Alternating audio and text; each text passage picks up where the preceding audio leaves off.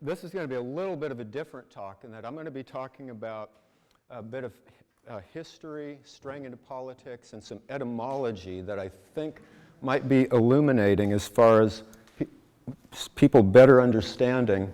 A lot of people are familiar with the word Mescal, but you're normally thinking of it with regards to an alcoholic drink. And that's the normal and most popular use of the word today. But in ethnobotany, there's been this weird collision around a century ago where three very different plants came to be referred to as mescal, which was the agave species, Dermatophyllum secundiflora, and Peyote, Lophophora williamsii. Now, most people know the Dermatophyllum better as Sephora secundiflora, but the thing's changed names 11 times during its history, and 5 of them have chemical and toxicological work. So if somebody actually wants to learn more about it, they have to look up all 5 of them.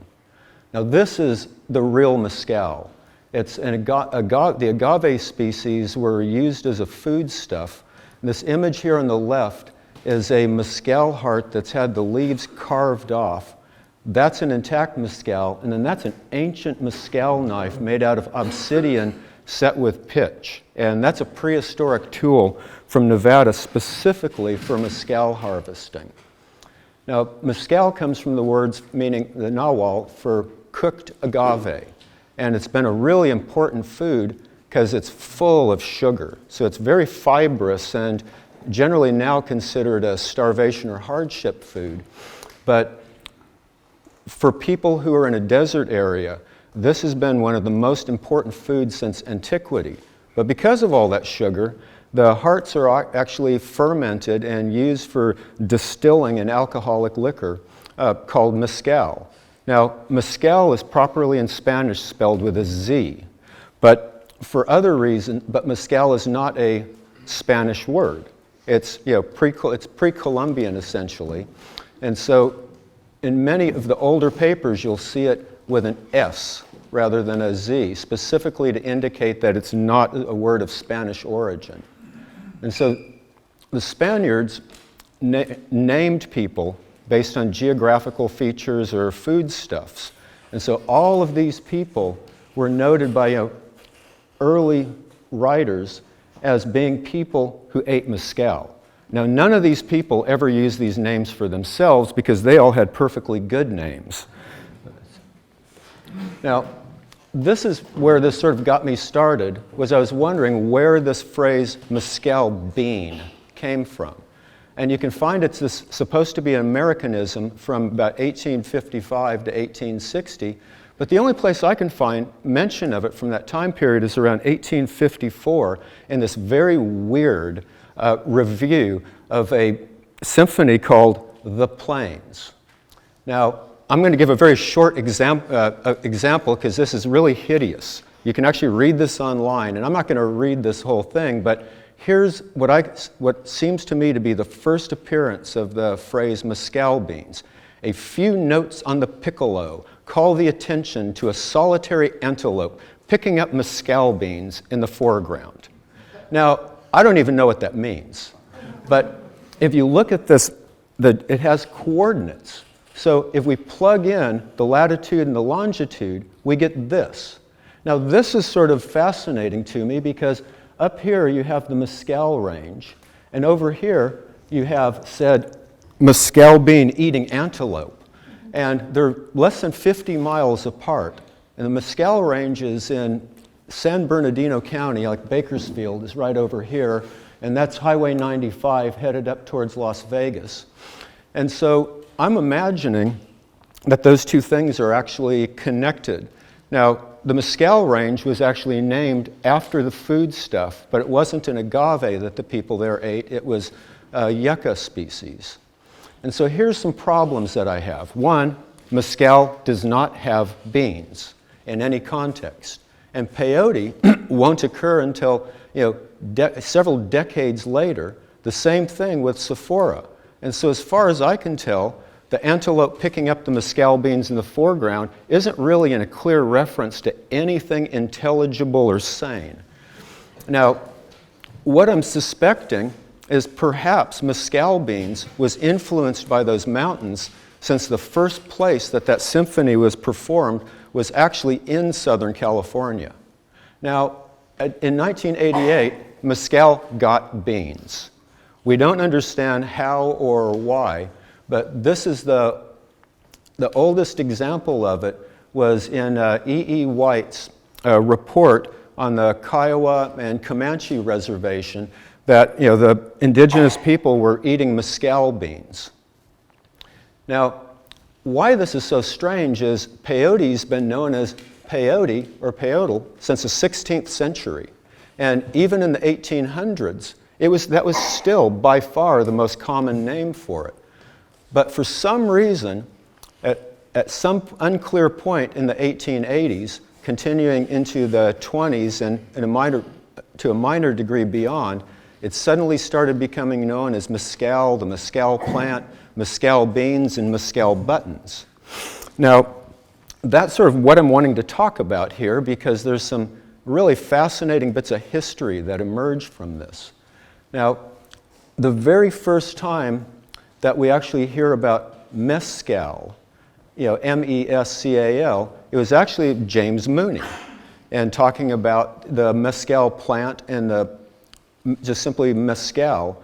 And the first appearance was in a letter in 1891, and then 1892 it was appearing in newspaper articles, 1890, and a photograph that he published of the ceremony. Then 1893 it was actually in print in an article that he wrote on the mescal ceremony. Now, James Mooney was a really important player in this, because Prentice and Morgan got their peyote from him. Weir Mitchell got his peyote. Ewens at the USDA got his peyote from Mooney. And basically, he was trying to stimulate, and Wiley at the USDA got his peyote from Mooney. So basically, the vast majority of everybody early on that was doing research on peyote got it from James Mooney.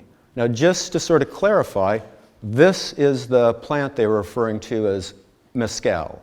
This is a peyote growing in Terrell County, Texas, where basically nobody harvests today, and the populations are thriving and healthy and totally intact. Now, the earliest use was in 1887 by a physician named J.R. Briggs, who for some reason referred to it as muscal buttons. And this is pertinent because Lewin and Hennings also picked this up when they talked about it in 1888. Now, White, as we saw earlier, was using mescal beans. But where we have a little bit of a collision here that's left some residuals was in 1894, Arthur Hefter, who hated Lewin, since they were rivals, and corrected Lewin's use of mescal, saying, well, actually, that's not even a Spanish word. Clearly it should be mescal. And why it's pertinent is a lot of people say mescaline has nothing at all to do with the word mescal. And the reality is it has everything to do with it, because it was Hefter correcting Lewin's muscal to mescal and basing mescaline on it. So it actually was based on Hefter's view of mescal, the plant. Now, confusion in the early days was just beyond abundant. Nobody seemed to know what it was. Park Davis didn't know their plant was a cactus. J.R. Briggs didn't know it was a cactus. And so you have people talking about it coming from the agave plant as the button mescal. You have other people saying, oh, it's the seed pods of the century plant, or it's at a small circular blossom from a Mexican plant that's dried.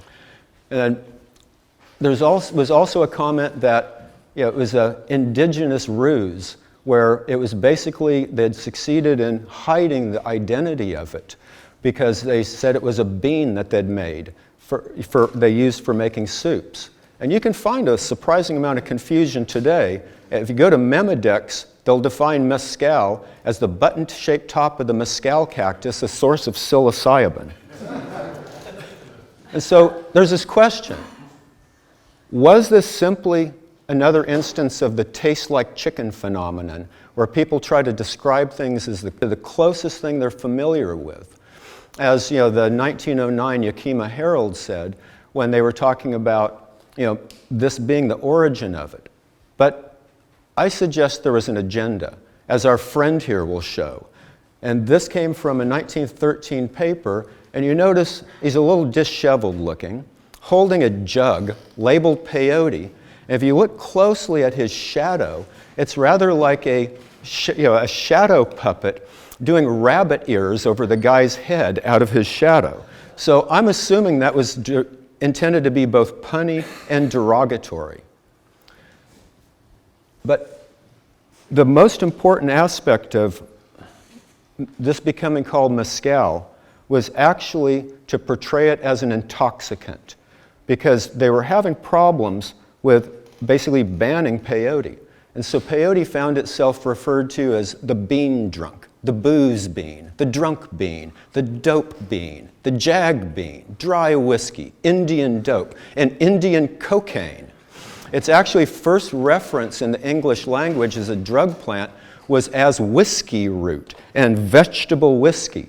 But curiously, in that 1857 account, the author was actually happy with this and promoting it and talking about liking it as a southern plant.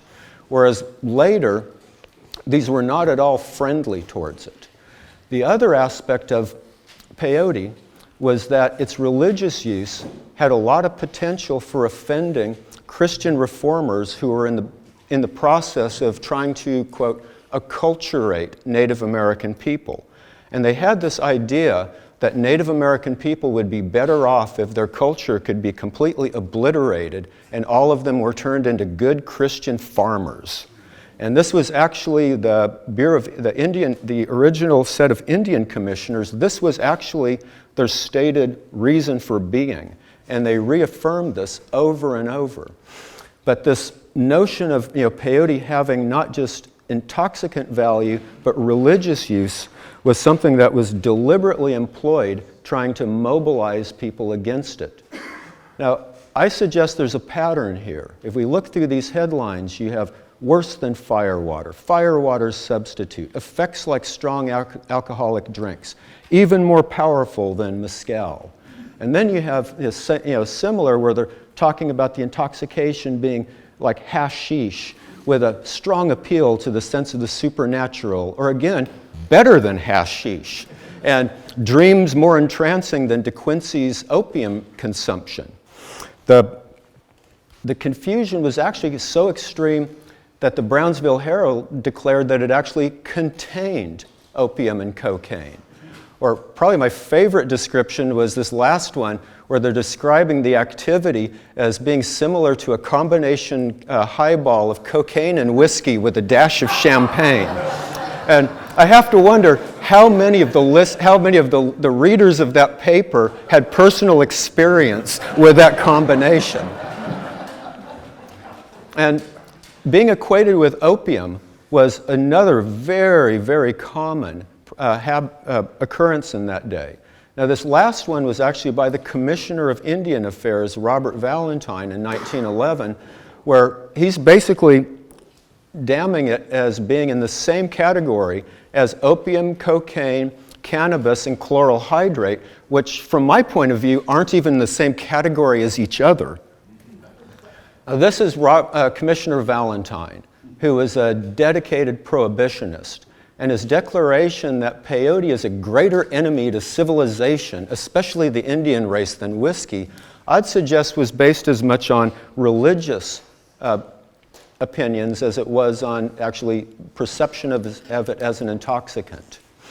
Now, there was a lot of claims that the Native Americans had secret agents who were spreading the plants, and they had lobbyists in Washington. And there was one point where the Osages were declared as being this rich tribe that were sending lobbyists to Washington, as if somehow a group of 20-some Native Americans could be expected to travel from Oklahoma to Washington in any other way than a train car and manage to survive the trip during that time period. Now, what's curious about this is both of the people who were talking about this were both actually anti-peyote lobbyists based in or near Washington. Bonin actually moved to Washington for an extended period so she could repetitively lobby Congress trying to push through anti-peyote legislation. And their failure to obtain it caused them to suspect that the Native Americans were maintaining political lobbyists specifically for that purpose. Now, this is the type of accounts that would generally come up, and you notice both of these, one from 1915 and one from 1906, have exactly the same sort of premise, which is that in a period of time, peyote is going to either drive people insane and then kill them. Now, that must explain why it was spreading in popularity. Now, this I'm fascinated by since it's from 1918, and where they're talking about the fluff in the peyote being the most potent part, that if you smoke mescal, you go completely insane and it lasts longer. And this is the earliest account of smoking peyote that I can encounter. It came about from a Mexican detective named Alba, who fed this information to William Johnson, who we'll come back to in a minute. And this persists to this day. A few years ago, the Navajo passed a internal law basically accepting the use of peyote, which they'd rejected, but they also emphasized that smoking peyote was banned. And I can't imagine that they had many people smoking peyote. Now, this is the core of the problem. Valentine actually was rather honest here when he says that it's the fact that the use is part of exercises of a religious nature. That's the main reason that it needs to be suppressed. And you note he's saying, even if it was harmless, it should still be suppressed because of this. What had happened during that particular time period is all religious dances had been banned. Most of the religious practices had been banned. People were having their children taken away from them and forcibly educated on remote locations, as part of this acculturation process. And Spalding summarized it the same way, in that it was people who were trying to Christianize the Indians were actually the ones who were focused on trying to illegalize peyote. Now, you notice this picture of Quanah Parker in his, quote, everyday clothes. Those actually weren't Parker's everyday clothes. That was just the approved clothing that he was using. There is another picture here showing Quanah Parker and two of his wives in traditional regalia, which they referred to as Chief Quanah dressed in his Indian costume. James Mooney also summarized this very well in terms of being this, the oppression of peyote being due to missionaries and officials who were concerned that the use of peyote was going to interfere with the Christianization of the Native Americans. And Mooney actually lost his job for this. There was complaints by missionaries to, I think his name is Stitchicum, who was the head of the reservation at Anadarko. And he basically got Mooney recalled to Washington for defending the peyote faith. Now, what a lot of people don't understand is Mooney was actually sent there by the Bureau of Ethnology to study peyote. So he was actually doing his job, but he wasn't condemning the use of peyote. And of course, the missionaries went after Mooney and physically had him removed. He was thrown off 2 reservations and banned from them prior to that happening. Now, this is a particularly important player, Herbert Walsh, who was an art student that was born into a very wealthy family and used his money for a lot of political purposes, one of which was hating peyote. Now, you notice Walsh's comment here, why not have a whiskey church if a peyote church can be conducted free from interference by officers of the law? And this sort of premise was very common.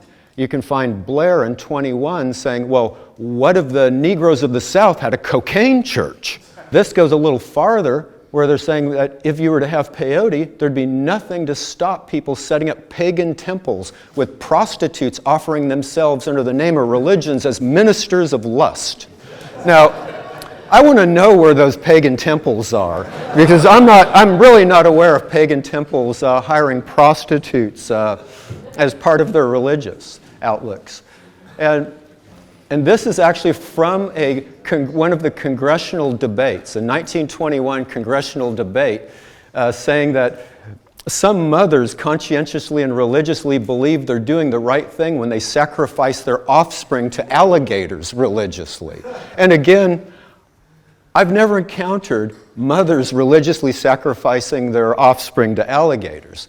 But in this very same spirit, today you can go online and find half a dozen drug treatment facilities offering outpatient treatment for peyote addiction. One of them actually says some people can use peyote religiously for many years and then one day stop cold turkey. And other people may need help. Then they go on to say that you may need professional help because you're going to be suffering hallucinations due to the serotonergic disruptions that drug withdrawal from hallucinogens causes, and that you have to be sedated in order to suppress the hallucinations. And that's today. All you have to do is Google peyote addiction, and you'll find lots of people offering drug treatment for it. And so, with all of that, it's not surprising that the Winnebagos were once declared to be going extinct due to eating peyote. And there was Protestant women groups declaring war on Mescal and war on peyote. And this went on for years. And this is one area where women were actually quite active during this period in terms of being, very rabid prohibitionists. Now, this was not an urban phenomenon. This was largely it was a rural Protestant phenomenon, because in this time period, the cities were full of immigrants, and be it Irish or German or what, none of those people were anti-alcohol, and most of the population of the United States was not in favor of prohibition. And so they targeted with this, using the churches to distribute the message, they mobilized the Protestants in rural areas to send literally hundreds of thousands of letters to Washington demanding action to ban peyote and ban alcohol. Because, now, this is something worth pondering. No matter what happened in the churches, this notion of immorality and a corruption of actually human decency as a result of the peyote has never actually stopped. You can still find this propaganda today, although now it's mainly limited to religious texts. Like if you go into fundamentalist publications, you'll still find people talked about as slaves of peyote, and peyote being the tool of the devil to ensnare Native Americans. So it's actually never stopped. But what's sort of fascinating here, this is, I believe, one of the myrtilla cactus. And they're claiming this is a Mexican species, nothing at all to do with peyote. And I don't know if you can read what it says because it's a little small, but it says, peyote comes from the fruit of the mescal cactus and has long been used in Indian sex rites. Now, I haven't come across any of the papers that they were basing that on, and I suspect they never actually existed. Now, back to the Winnebagos. That's where they're saying the victims of the Mexican bean are dying at startling rates. Men and women alike, 700 in an orgy. Nearly a dozen children are dead. And of course, we have these young peyote addicts who've been enslaved among the Winnebago community. And when they say the great white father in Washington is powerless to interfere with the wild orgies that are so rapidly depopulating the tribe, I was rather confused by that, because there seems to be some contradictions in concepts.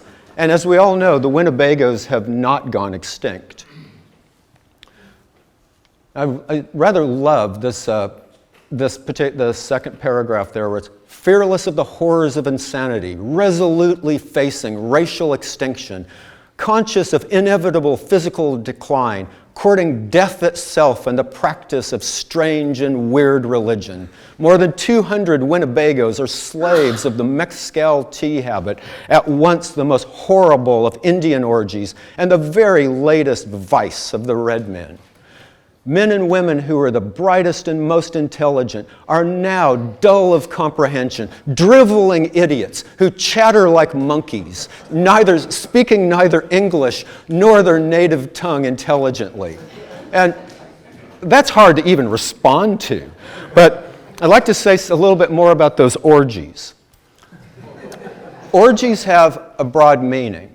It actually means an unbridled or unrestricted immersion in something that a person likes.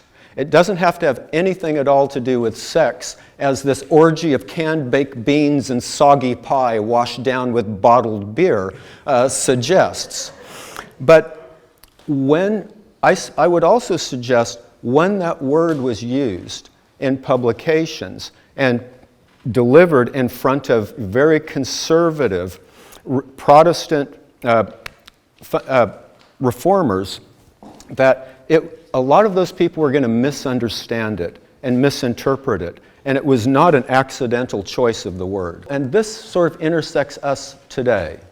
The Peyote religion was dismissed as a spurious sham, where it was just a fiction, specifically to try to gain religious rights and prevent legislation from being passed. Now, inherent within this is a dismissal of the validity of peyote as a spiritual path. And we still find this today. If you look at any of the psychedelics being viewed as spiritual tools, the mainstream rejects this, period. That there's no validity to it, that it's completely false. And it goes much deeper, to the point that, Jonathan Ott made this wonderful wisecrack that I think actually has some depth to it, where he says, why is it that the ethnobotany of the Sacramento hippie is considered unworthy of study? And that casual dismissal still exists, and I don't see it going away anytime soon. Alcohol and all other drugs being lumped with peyote was actually what was going on, because we aren't talking about just alcohol or just peyote. We were talking about all drugs. But we have a doctor here declaring that the peyote addict becomes indolent, immoral, and worthless. And when the federal narcotics farms were created in 1929, there was clear provisions for the admission of peyote addicts and cannabis addicts among their population. When James Collier contacted them in the early 40s to find out how many peyote addicts had been treated, he basically was told they hadn't seen any. I mean, big surprise. But there's been this sort of vilification and belittlement of all of this. And you can find this actually not just in popular magazines like Time here, but you can find it in peer-reviewed journals.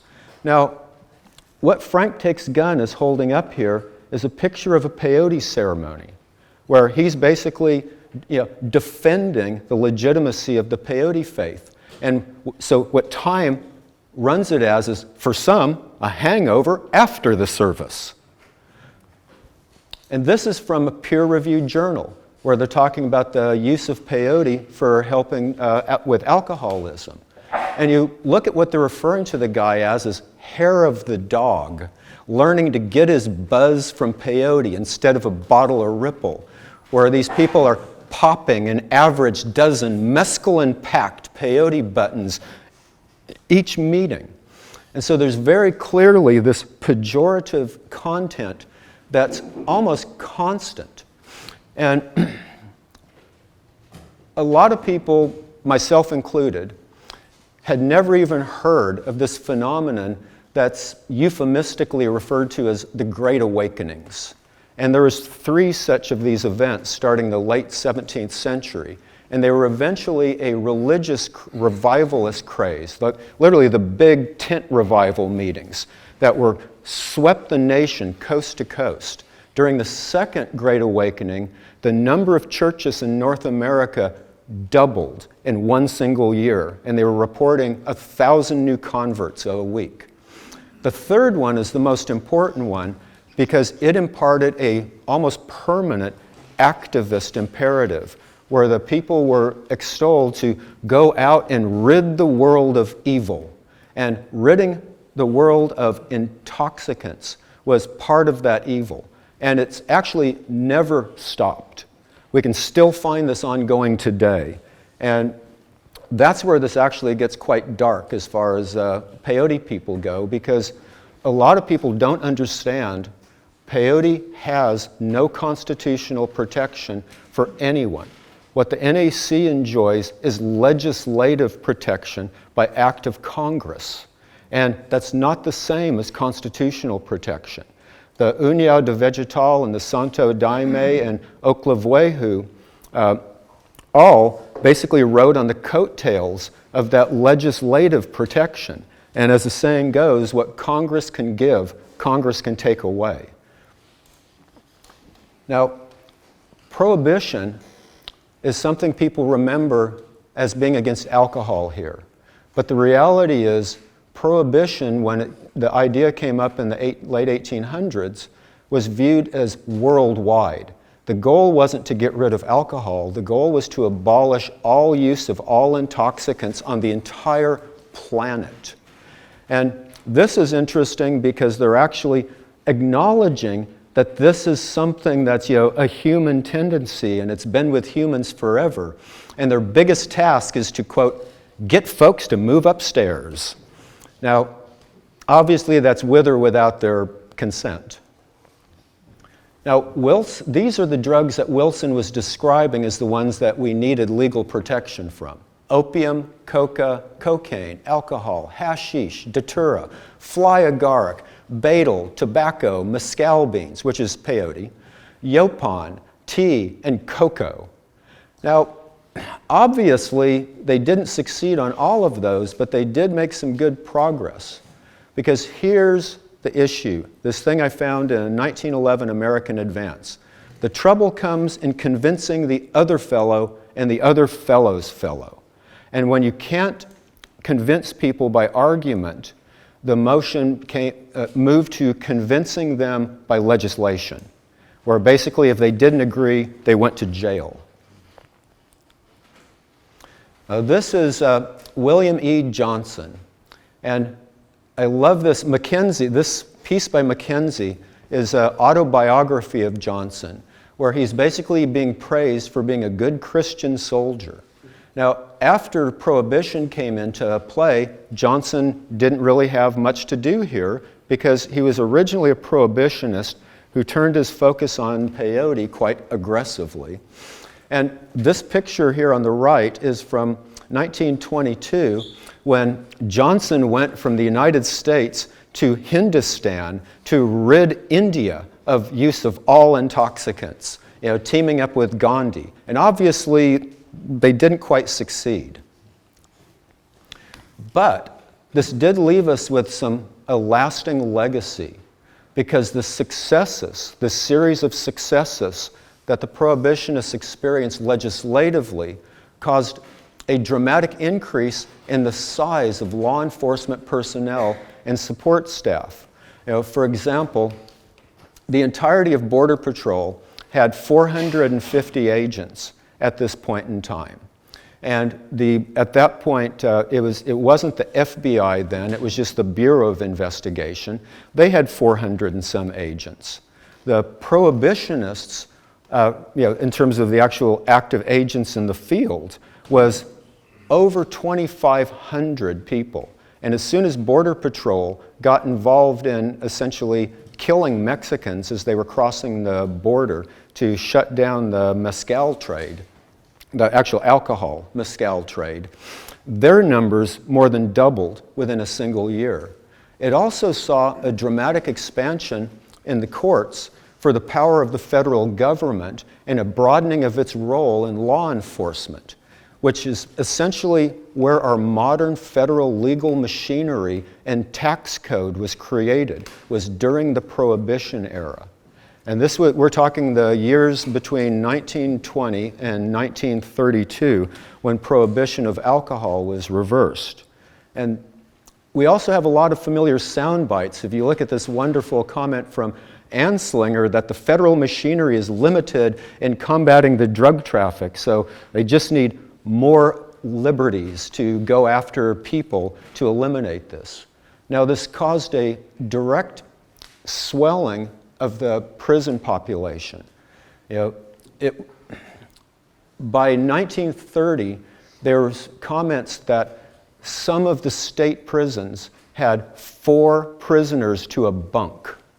And the same problem was happening with the federal prisons, where from 1920 to 1932, the numbers of federal prisoners went up 5-fold.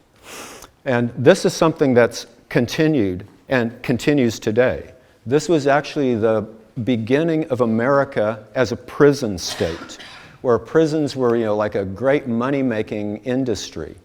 And similar to things that we see now, there was gross violations of civil rights, where in going after alcohol, there was essentially vigilante squads of citizens going door to door without warrants, looking for stills and looking for alcohol, and quite often shooting and killing the people that they found. I mean, many people died for as little as a pint of whiskey during that time.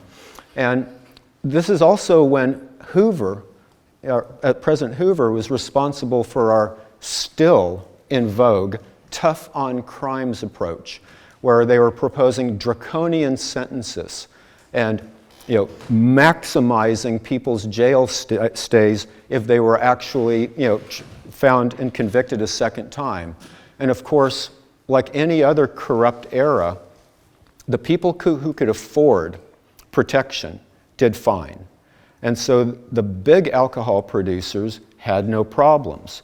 It was the poor people, the minorities, and the immigrants who got the heaviest impact of the war on all intoxicants. And we still see that today with the war on drugs. If you look at the percentage of people in jail, it's heavily weighted towards African Americans. And that was actually where a lot of the laws came into being, was on racial grounds. The cannabis laws were directed against Mexicans. Cocaine laws were directed against African Americans. Opium laws were directed against Chinese.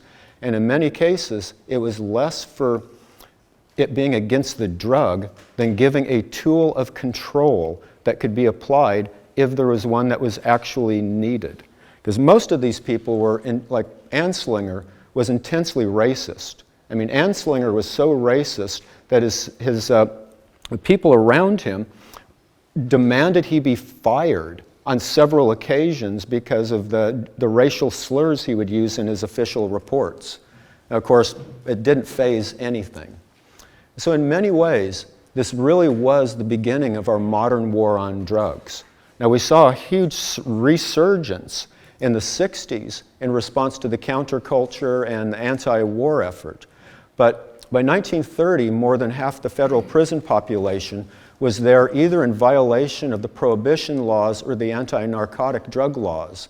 By 1935, fully half of the federal prison population was there on narcotics charges. And that's something that we still have this trend continuing today. This is really the impetus of prohibition, where when you can't convince people of something, your only choice and the only right way to deal with it is outlawing it. Now, with peyote, there was really no laws against it, and it was repetitively supported by the courts when it went to court. But that did not stop the opponents of peyote from arresting and sometimes imprisoning Native Americans or peyotists during every decade of the 20th century. At the end of it, it was other peyote groups like Peyote Way Church of God or Robert Boyle that ended up in court. But there's been very unrealistic expectations, as we all know. You know, President Harding made a comment that he believed within just a generation, not only will liquor have disappeared from politics, but it will have disappeared from human memory. And here is a really interesting piece where they're referring to a whiskey root, and if you notice, they're saying that the word whiskey has become obsolete and no longer has a place in the English language. And of course, the peyote cactus is also now obsolete, although it still grows, despite being obsolete. This isn't that different from things you still see today in terms of these overblown claims. The victory in the war on dope was from 1933. Anslinger claiming that it's the beginning of the end for the dope traffic was in 1934. And from 29 through 32, there was calls for drastic rules and increased jail terms and a rush to push these bills through Congress. The rush was about the Porter Act that created the federal narcotics farms. You know, one was in Lexington, Kentucky, and one was in Fort Worth. And the one in Lexington is by far the better known of the two. The one in Fort Worth was really interesting in that it was a minimum security co-ed facility. They eventually shut down because they were having too many pregnancies among the jailed people. Now, this is another mescal bean. And this had a rather interesting intersection. I've never been able to figure out how, when, or where this became referred to as the mescal bean. It shows up in Hugh Lennox Scott's notes from 1889 to 1897, but these weren't published until just a few years ago. But clearly this was in use during that time. Now, it was actually published in print in 1907 when, well, I'll come back to that in a minute, but if you note, Oklahoma had outlawed medicine men, and it had passed a law against peyote referring to it as the mescal bean, effectively outlawing it on the Native American reservations. And in 1907, this confusion actually helped overturn Oklahoma's law because people were pointing out that the mescal bean was actually the Sophora secundiflora and peyote was something entirely different. Now, despite this, many people, especially in law enforcement, completely ignored this and went on to continue referring to peyote as the mescal bean. And a few years later, in 1920, Kansas passed a law basically declaring Lophophora williamsi or peyote and Agave americana, known among the Kansas Indians as mescal, as being illegal. And 3 years later, Arizona and South Dakota passed almost identical laws outlawing Agave americana and Lophophora williamsi, sort of as more, you know, since they weren't sure, they figured they'd just outlaw both of them. Now, today, this is still true today. In the city code from 2014 in Dodge City, Kansas, you can see they still have Lophophora williamsi or Agave americana, commonly known as the mescal bean, as something declared to be illegal. The only positive thing I can see in this is somebody finally figured out how to spell agave correctly. Now, there is another ethnobotanical train wreck that's actually quite pertinent and of interest that I'd like to take a slight detour on. Ottavazio and Fry in 1976 published a very influential paper that somehow got respected as if it's fact. And in it, they were proposing there is this movement from more highly toxic to safer choices as intoxicants. And their first one they proposed was the Ungnadia speciosa, or the Mexican buckeye. And then it moved to Sophora secundiflora, and then eventually to Lophophora. Now, there's some problems with this. One of which is the data they had in that paper was not sufficient to support their proposal. In fact, if a person reads it with open eyes, it's a miracle it ever got through peer review. I think Adavasio's being famous for sort of badgering and bullying his opponents might actually have intimidated his peer reviewers. Because among the problems they had, the oldest site they mentioned had only the red bean. There was no Ungnadia in it. And they made this comment, well, the proportions of the Ungnadia to the Sephora were decreasing over time. That must have meant that their use was shifting from one to the other. But they had absolutely no data on that, just this comment that the proportions were shifting. And every other data point they had outside of their oldest one and their newest one had the Mexican buckeye and the red bean mixed together, not one versus the other. And let's look at their data here. You can see their oldest site is only the red bean. Every other one in between this is the two of them, and then we've got one that's only the red bean. But if you pay close attention, you'll see it's the very same site. It's just newer layers at the bonfire shelter, but it's the exact same archaeological site.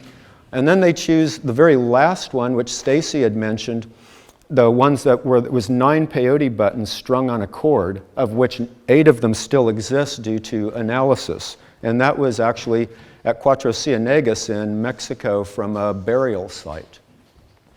Now, additional problems are that Sephora and Ungnadia are both toxic, but neither one of them is as toxic as the literature wants to make out. You can find claims that a single red bean has killed a human, but you can't actually find a single account of this anywhere. Not in the medical literature, not in the morbidity literature.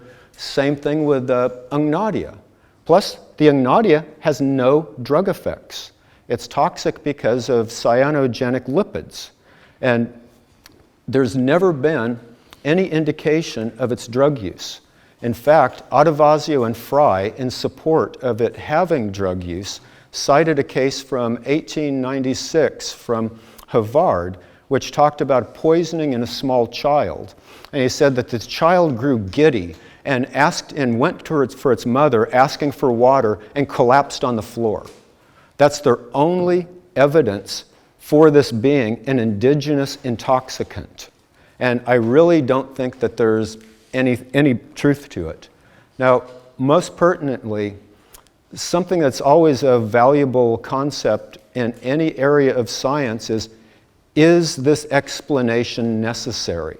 Because many times people will create fictional explanations of things they only half understand. And in this case, it's not at all necessary. These beans were used, both the seeds were used for jewelry, ornamentation, and not at all for consumption. Now, Adavasio and Fry presented this idea that because of the context these were sometimes found in, that they were used ceremonially, where they were in these twilled baskets that were totally closed. So if you wanted to access the seeds, you actually had to destroy the baskets. And there was, 11 kilos, I think, was found in one of these. And then Martin found half a bushel at the Shumla caves, which Stacy also had mentioned, and he suggested these were eaten as food. Now, a lot of people might not understand this, but the Mexican buckeye seeds are delicious. They're sweet and they taste like pistachio nuts. And this has been noted for a very long time. But if you eat more than several of them, they'll make you violently ill and vomit them up. And that might be why there's no actual deaths from it. But the cyanogenic lipids are rather stable. When the seeds sprout, they get converted into other materials that are more toxic, glycosides. But in plants that have these cyanogenic compounds, it's not uncommon for humans to have figured out how to detoxify them. It's generally through soaking them and leaching them for long periods of time. And if you had plated and twilled baskets enclosing seeds. What better way to contain your seeds for leaching? Now, I'm not saying I've got proof or even evidence that this could detoxify the Mexican buckeye seeds, but if you think about where these people were, it was where the Pecos and the Rio Grande came together. And so this is some actually really nasty water. You don't really notice it now because you got this reservoir, but the water coming out of the Pecos is highly mineralized, because it's basically coming out of limestone soils. And so it tends to be slow moving and very brackish. And I suspect that it would actually help with leaching out anything. Another aspect is those baskets could have been used simply for how they would sound. If you had a basket like that together with seeds in it, there's this really nice high frequency component if you roll or stir or shake the seeds. So they could actually have been something people were using as sound producing devices. I mean, they could actually have been used as pillows or rests, like a beanbag chair for all we know. But very clearly, I would suggest there's no evidence for them ever being used as drug plants based on that rationale. Now, let's go to the Cuatro Cienegas plants, these 9 buttons. This was originally reported in Taylor to be from 1810 to 810 to 1070, and that was based on radiocarbon dating of pieces of matting that was in the same context. Now, Martin Terry actually analyzed one of the buttons and pushed the date a little bit younger based on that. Jan Brun in 1978 had actually analyzed the buttons. He found 2.25% alkaloid in it, comprised of mescaline and 4 isoquinolines.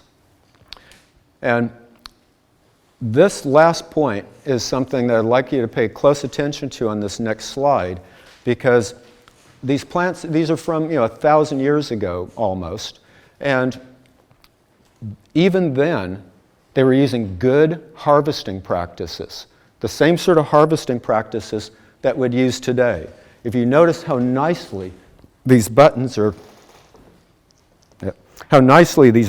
cut off, that's a very nice conservative harvest. They haven't brought a bunch of the subterranean stem with it.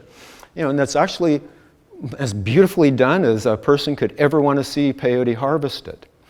So the notion that using digging sticks and popping peyote out of the ground like the sticks are a lever, which is practiced today by a number of groups, is the oldest and traditional approach, actually is contradicted by this. I'm not sure where or how that came into being as a way of getting peyote out of the ground, but it could just be one of practical laziness. Since the peyote is like flush, and if you don't have a tool, well, sticking a stick in the ground and popping it out is definitely going to break off the crown and get you peyote. But it's also going to compromise the population over time. Now, give an idea of where we're talking about here. All of these sites of Adavasio and Fry are right up here along the Rio Grande. This is the Pecos coming in here, and all of this is flooded right now down to here where the Amsterdam Dam is. And I believe Shumla, it's either right here or right here. I couldn't nail that down based on the map. But the one thing that's pertinent about this is if you look at like Eagle Cave, Bonfire Cave, Zopoliti, Coontail, Fate Bell, the Shumla caves are right in the middle of it. The original Shumla site is actually several miles farther west, but they called this complex of rock shelters the Shumla Caves, even though they were several miles removed from it. And then I also put over here where those string peyotes had come from, where it says CM79, that's the Cuatro Cienegas site.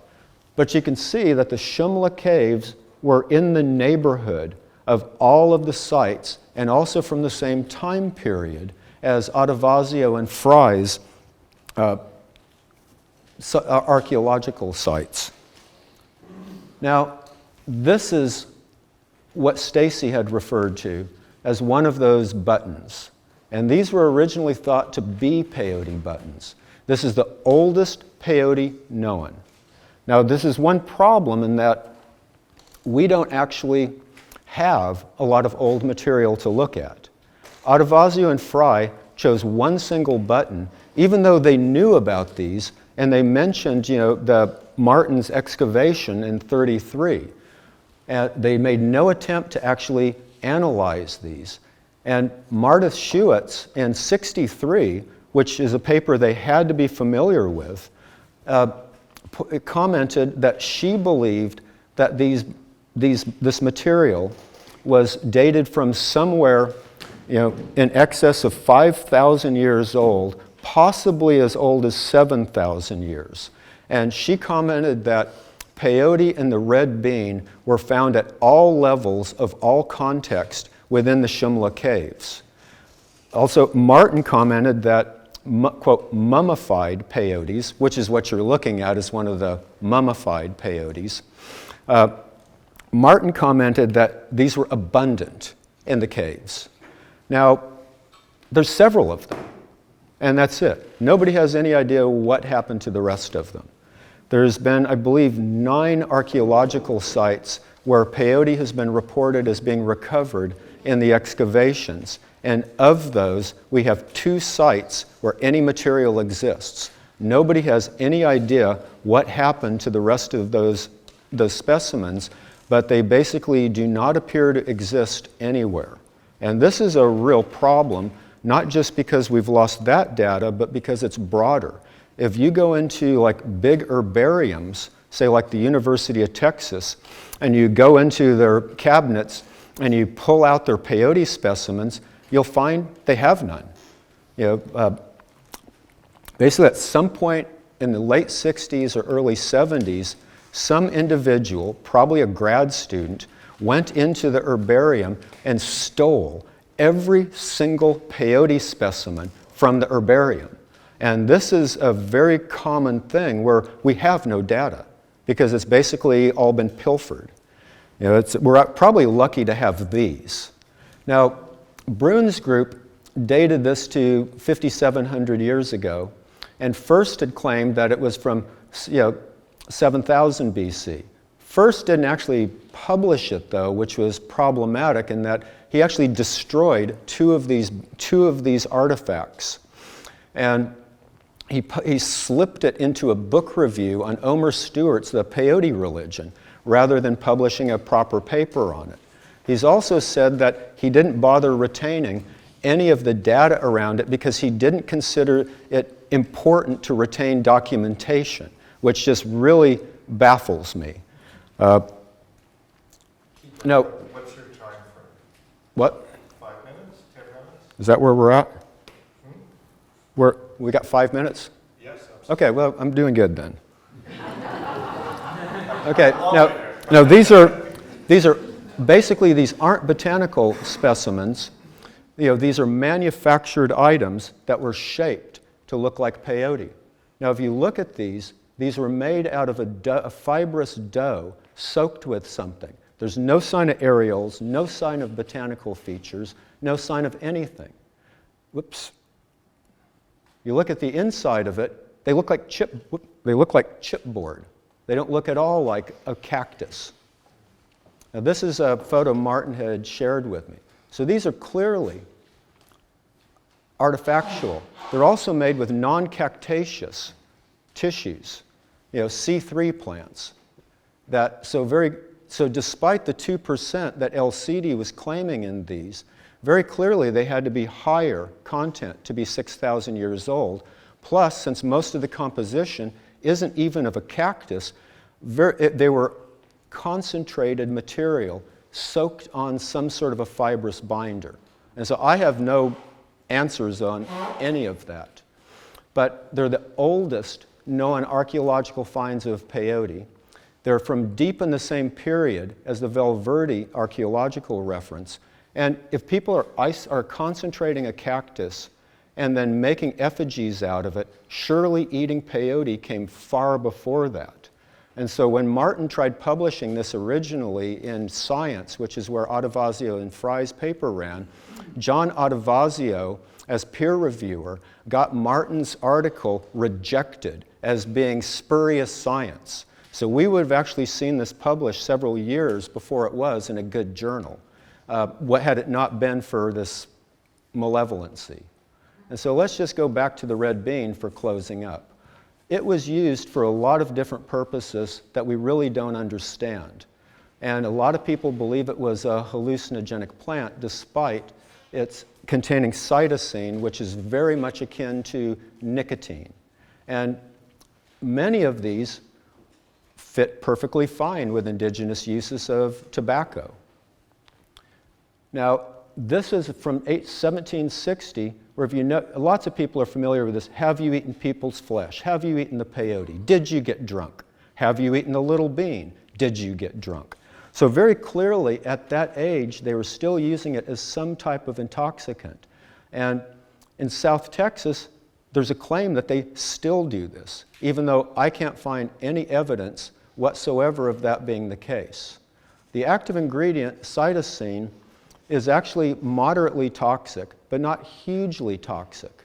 If you look at the LD50s, it's over 3 grams of the material, even though there's a report of 34 to 50 killing people. Now, this has actually gone into pharmaceutical development for smoking cessation, and there's still accounts of people eating the red bean recreationally. What I'd suggest is if people want to be sampling the red bean, it makes more sense to get some of this. And I started this this past year, and I haven't had time to finish. I'm only up to 4.5 milligrams because I'm trying to leave enough time between bioassays to sort of reset and get good information. I only plan to push it until I get violently ill, and if it hasn't done anything to me at that point, I'll give it up. And curiously, just last night, I found this in my pocket. And basically, I apparently traveled to England with drugs in my pocket unknowingly, because this ran through the washing machine. But these are Tabex, which is 1.5 milligrams of highly pure cytosine from Laburnum anagyroides. And I'd like to thank Martin Terry for sharing those wonderful photos with me, and I'm happy to entertain any questions if we have time for questions.